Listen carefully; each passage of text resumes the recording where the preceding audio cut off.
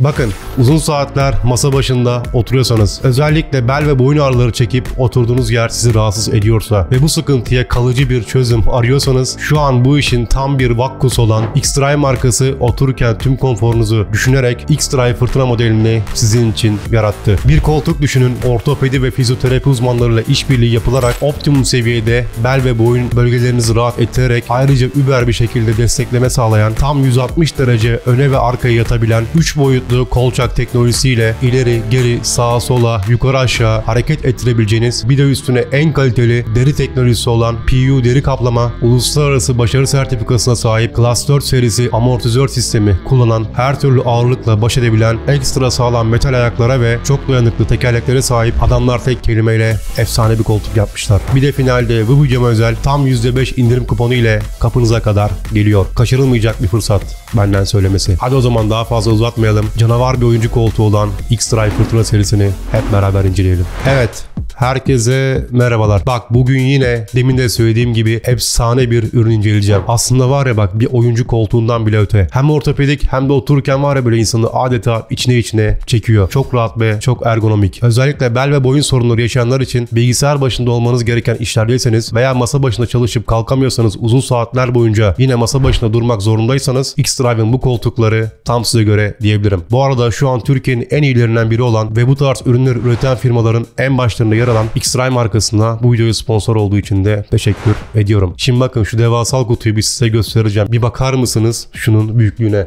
Bak şuraya bak. Bakar mısın? Kadraja bile sığmıyor, yemin ediyorum. Bak şöyle gördüğünüz gibi, bakayım gözüküyor mu? Kamera monitöründen bakayım.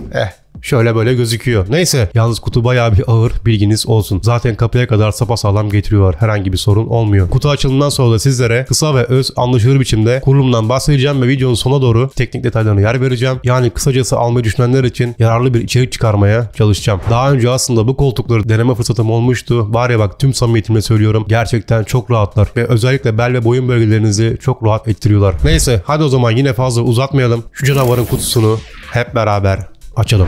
Ve evet, kutumuz burada. Fakat maalesef kutunun kadraja sığması imkansız. O yüzden artık şu an kadrajın aldığı kadarıyla kutu açılımını yapacağım. Var ya, adamlar devasal bir kutuyu koymuşlar. Şimdi ilk önce normal şöyle kartondan bir kutumuzla geliyor. Kutumuzun üstünde her ihtimale karşı açılıp patlamasını engelleyen her iki tarafta dev kelepçelerden koymuşlar. Ve şöyle şık bir X-Drive bantlaması bizi karşılıyor. Hadi gelin daha fazla uzatmayalım. Canavarı kutusundan çıkartalım. Evet, hadi bakalım.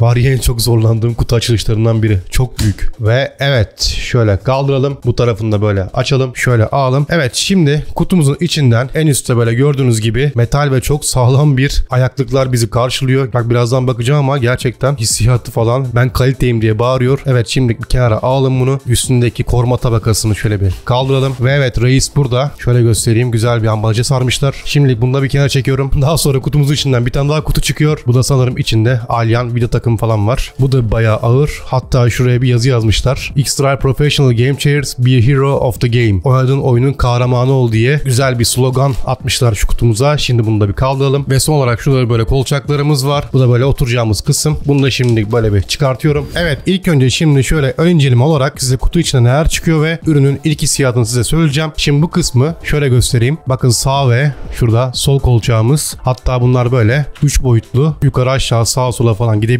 İlk önce tasarım olarak deri çok şık ve çok kaliteli hissettiren bir, gerçekten mükemmel bir tasarım var. Şu an burası koltuğun oturduğumuz yeri. Dayanacağımız yeri birazdan göstereceğim. Şöyle tuttuğunuzda çok ergonomik olduğunu, bakın şu dikiş geçişlerinden tutun, şuradaki kırmızıdan siyah geçişten ve şöyle göstereyim, materyalin buz gibi mat soğukluğu size kaliteli bir koltuk olduğunu hissettiriyor. Şimdi şöyle çevireyim. Bakın hemen şu tarafta koltuğumuzu diğer koltukla bağlayacak olan iskeletimiz var. Birazdan zaten hepsini size göstereceğim. Şu an o yüzden üzerine durmuyorum. Bakın, ayrıca paketleme olarak şurada kolçakların altına kadar koruma koymuşlar. Herhangi bir hasar görmesin diye. Paketlemelerini de çok beğendim. Ayrıca yine burada bakın hassas yerlerde korumalar var. Zaten pakette de bayağı koruma vardı. Benim aşağıdaki onları gösteremedim. Yani sıfır kaza, sıfır hasar diyebilirim. Şimdi burayı bir şöyle gönderelim. Ve evet, en sevdiğim yeri getirdim size. Bak, burası tahmin edeceğiniz üzere, şöyle kadraja sığdırmaya çalışayım. Oyuncu koltuğumuzun yaslanma yeri. Tam şu kısmı da ortopedik ve ergonomik. Boynumuz dayayacağımız yastığımız. Hemen şöyle Biraz daha aşağı gidecek olursak tam bu kısımda belimizi yaslayacağımız diğer bir ergonomik ve ortopedik yastığımız, uzun oturmalara karşı özel yapılmış. Şöyle elleyip bastırdığımda da bayağı bir belinizi ve boynunuzu destekleyecek yapıya sahip adamlar yapmışlar diyorum. Şimdi bu kısmında böyle elediğimizde aynı materyalimiz,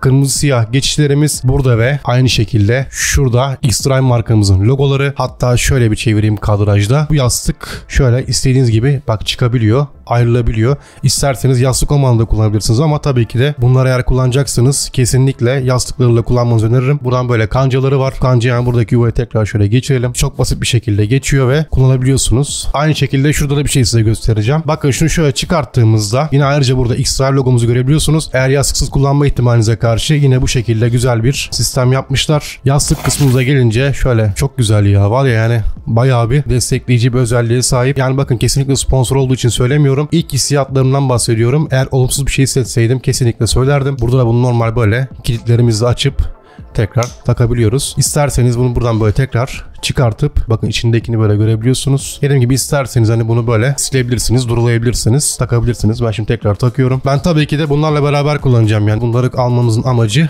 bu değil mi? Evet, dayanma kısmımız artık bu şekilde. Bunu da şimdilik böyle tekrar kenara alıyorum ve diğer bir reisi sahneye alıyoruz. Tabii ki de bu canavar koltuğu taşıyacak olan metalden oluşma ekstra sağlam ve bir o kadar da çok ağır ayaklıklarımız. Herhangi bir çizilmelere karşı bunu da fileyle kaplamışlar. Ya her şeyi düşünmüşsünüz be kardeşim yani en ufak detaylara kadar bize sapasağlam ulaşsın diye X-Drive markası düşünmüş. Bunu da çıkarttık mı? Evet, bilmiyorum oradan şu sağlamlığı ve ağırlığı anlayabiliyor musunuz ama şöyle vurduğumda yani kesinlikle sizi ve koltuğu taşıyacağına emin olabilirsiniz. Harbiden yapıyorsunuz bu işi ya, yemin ediyorum ben. Evet, teknik detaylarına ve kurulumuna birazdan dediğim gibi geleceğim. O yüzden şu anlık bu küçük canavarı da yolluyorum ve son olarak kutumuzun içinden çıkan vida ve vidalama aparatlarına bakalım değil mi? Evet, yine tabii ki de kamp bıçağımızı açıyoruz. Şuradan şöyle patlatıyorum. Hoppa, gel bakayım, gel seni de açalım. Evet, şöyle kaldırdık mı? Şimdi bu aparat ayaklıklarımızla amortizörümüzün arasına giriyor. Şöyle. Daha sonra bunlar şöyle ayaklıklarımız demek ki metal ayaklığın altına takacağız. Hatta şöyle bir açacağım. Bir tanesine bakacağım. Evet, bu şekilde böyle şöyle göstereyim. X-Drive logosunu üzerine basmışlar. Sağlam. Bunu da şöyle koyalım. Şu kısımda koltuğumuzun böyle altına koyuyoruz. Bu şekilde. Bunda biliyorsunuz koltuk altlarında olan sistemle indirip kaldırabiliyorsunuz koltuğu. Bu yani tam koltuğumuzun altına gelecek. Yaklaşık yanlış hatırlamıyorsam da 8 santimlik bir yükselme ve alçalma bize sağlayacak ve gerçekten inanılmaz ağır ve sağlam. Bakın alanlar benim dediklerim teyit edecektir. Yani ben buradayım diyor hepsi. Daha sonra burada ne var? Burada da koltuklarımızın şöyle açıp göstereyim kısaca. Yan kısımlarına koyacağımız aparatlarımız. Bunlar en son bittiğinde koyacağız ve kurulumuzu tamamlayacağız. Bak bir dakika, şurada bir şeyler var. İçinde böyle tahmin ettiğim gibi alyanımız da geliyor. Böyle bir alyanla tüm işlerinizi halledebiliyorsunuz. Herhangi başka bir aparata gerek yok. Alyan bize yeterli oluyor. Onu da düşünmüşler. Bunlarla vidalarımızı gizliyoruz en sonunda. Evet ve son olarak da şöyle burada amortizörümüz var. Bu amortizörümüzde de bayağı hepsi şöyle. Bakar mısın ya? Yani diyorlar ya ağır mal iyi maldır diye. Yani gerçekten o kavram bence doğru. Daha şu an tabii ki de koltuğa oturup bir test etmeden bir şey söylemek istemiyorum ama malzeme kalitelerine bakacak olursak yani hakikaten çok iyi sonuçlar vereceğine benziyor. Amortizörümüze şöyle koyuyoruz ve son olarak içinden tabii ki de hepimizin bakacağı ve inceleyeceği, normalde biliyorsunuz bazı şeylerin kullanım kılavuzlarına bakmayız ama tabii ki bundan bir yardım alacağız. Bu şekilde böyle X-Drive'ın diğer ürünlerini gösteren hem diğer şubelerini burada hem diğer ürünlerini, bakın bu arada oyun masaları ve monitör standları da var. Bayılıyorum bak, efsane bunlar. Onun dışında burada garanti şartları, garanti kapsam dışı hususları. Arkaya çevirdiğimizde asıl işte bizi ilgilendiren olay burada. Bak bunları kimse göstermiş. Ben size şöyle detaylı göstereyim. Burada adım adım şöyle yaklaştırayım. Hepsine bakabiliyorsunuz. Koltuğu rahat rahat kurabilmeniz için şöyle geçeyim. Bu adımları izleyerek koltuğu gerçekten kolay bir şekilde kurabilirsiniz. Böyle. Mutlaka bu kullanım kılavuzuna böyle bakmanızı öneririm. Çok öyle gözünüze büyütecek bir şey yok. Direkt kurup keyfine bakabilirsiniz. Evet, kutumuzun içinden bu şekilde bunlar çıkıyor. Size şöyle bir hem ön inceleme olarak hem de kutunun içinden neler çıkacağını bakmak istedim. Bende bir de biraz hastalık var. Böyle materyallerini böyle ellemeyi falan, dokularını çok seviyorum. Yani aslında dediğim gibi kaliteyi orada anlayabiliyorum. Ama şu dakikaya kadar gerçekten güzel gidiyoruz. Hadi gelin videomuza tekrar devam edelim. Evet, nasıl ama hem kutu hem de koltuğun malzemeleri resmen ben buradayım diyor değil mi? Şimdi bakın birazdan demin de belirttiğim gibi kurulumundan kısa ve öz bir şekilde bahsedeceğim. Detaylarına değineceğim. Fakat bazıları soruyorlar tek renk mi geliyor veya başka renk seçenekleri var mı diye. Şimdi X-Drive Fırtına serisinde aslında bize bayağı bir renk seçeneği sunmuşlar. Mesela renk olarak komple siyah seçeneği var. Daha sonra gri siyah olanı var. Yine onun dışında mavi siyah olanı var. Daha bitmedi, sarı siyah olanı var. Daha sonra yeşil siyah olanı var. Ve en son olarak da benim aldığım kırmızı siyah modeli var. Tabii ki renkler renkler tartışılmaz ama benim en sevdiğim renk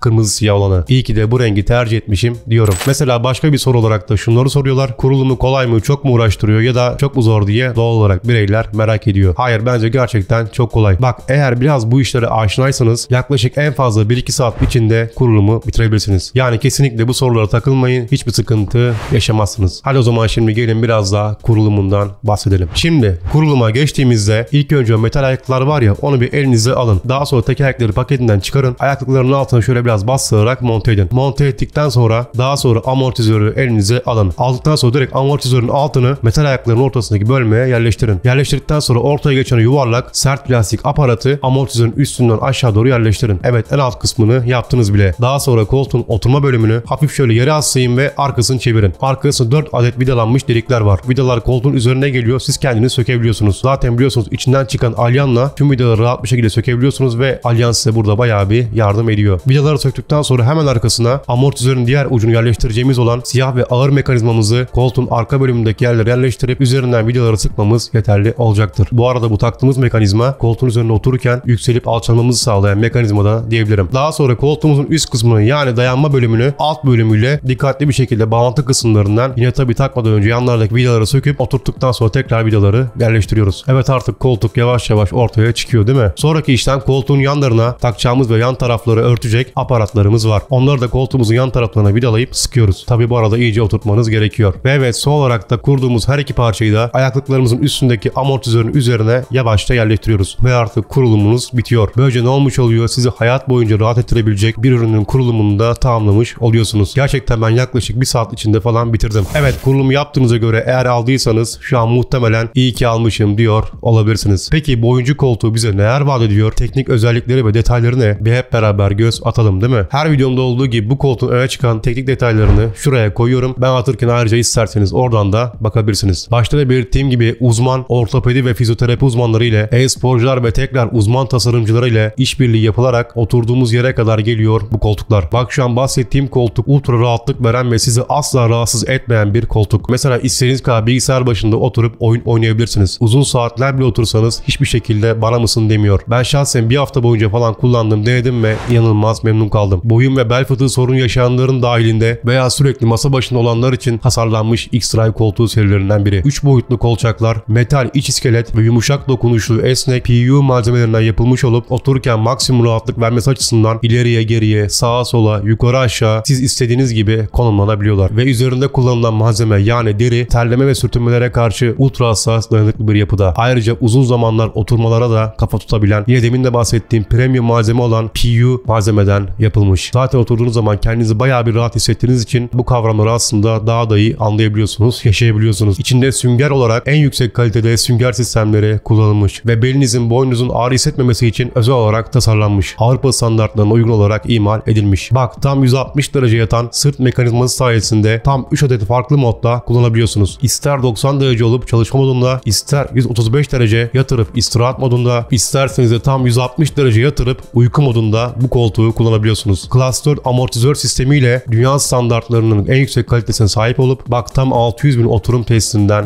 geçmiş. Her türlü ağırlığı kaldırabilen dayanıklı tekerlek teknolojisi ve ultra sağlam ayaklıklar ile birleşince adeta zırhlı bir Ferrari koltuğu gibi bir ürün ortaya çıkarmış adamlar. Hayatınız boyunca aldığınızda pişman olmayacağınız ürünlerden birisi bence kesinlikle olacaktır. Evet, X-Drive Fırtına serisi şu an bence olabilecek en iyi oyuncu koltuklarının en başında yer alıyor. Hani yani sevmediğim bir özelliği var mı derseniz aslında yok ama pek de haksızlık yapmak istemiyorum. Kötü özellik değil de hoşuma gitmeyen tek özelliklerinden biri kollarımıza dayadığımız kolçaklar var ya, oralar zamanla yukarı aşağı ileri geri falan yaparak belki biraz daha böyle yalama olabilir ama olmayabilir. Günahını almak istemiyorum. Uzun zamanla kullanıp bakalım, göreceğiz. Yani bunun dışında kesinlikle sevmediğim bir özelliği yok. Eğer almak istiyorsanız koltuğun linklerini açıklama kısmına bırakıyorum. Tıklayıp güvenle alabilirsiniz. Ayrıca bu videoya özel indirim kodu ile %5 indirimle X-Drive Fırtına'ya sahip olabilirsiniz. Eğer bu tarz ürünleri arıyorsanız ve almak istiyorsanız bu fırsatı kesinlikle kaçırmayın derim. Evet, artık yavaş yavaş videonun sonuna geliyoruz. Ama her içerisinde olduğu gibi sizlere bir sorum var. Siz X-Drive Fırtına serisini alır mıydınız? Tam bana hitap eden aradığım oyuncu koltuğum diyorsunuz, yoksa hoşuma gitmedi, bana hitap etmiyorum diyorsunuz. Lütfen aşağıda yorumlarda herkes fikrini belirsin. Bakalım siz nasıl bir ürün arıyorsunuz veya hangi ürünü aldınız? Kendi aramızda bir fikir alışverişi yapalım değil mi? O yüzden herkesin yorumlarını bekliyorum. Ve tabii ki eğer bu içerik size yararlı olduysa benzer içerikler için kanalıma abone abone olmayı, bildirimleri açmayı ve beğen tuşuna basmayı kesinlikle unutmayın. Siz yorum yaptıkça ve beğendikçe daha fazla kullanıcının karşısına çıkacak ve yararlanacaklardır. O yüzden artık size kalmış. Dedikten sonra artık ben kaçıyorum. Kendinize çok iyi bakın. Teknolojiden uzak kalmayın.